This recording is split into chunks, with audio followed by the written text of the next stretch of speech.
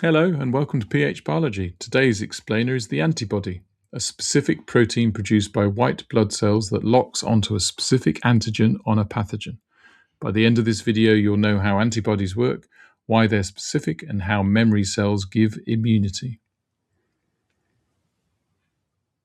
An antibody is a protein produced by white blood cells, specifically B lymphocytes, that binds to specific antigens on pathogens. Each antibody is shaped to one particular antigen, like a lock and a key. Binding clumps pathogens together for easier removal, labels them for destruction by other immune cells, or neutralizes them directly. Three things.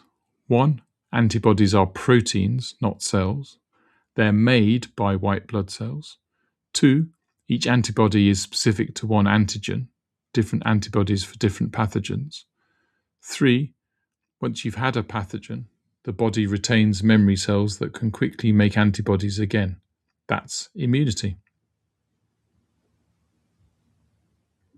Common slip: antibodies are proteins.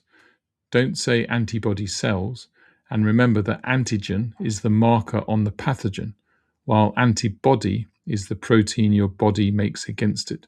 The two are easily confused and not the same. Quick example: measles infection at age 5. Your body produces antibodies and memory cells specific to measles antigens. At age 40, you're exposed to measles again. Memory cells respond fast, antibody levels surge, and the virus is destroyed before you feel ill. You're immune. Right, if any of this is going to stick beyond this video, drop into phmaths.com. You'll find a free 4-week GCSE higher revision planner ready to download, plus the mastery workbooks. One for every higher topic, every answer fully worked, every common slip flagged. Simple explanations, serious results. See you next video.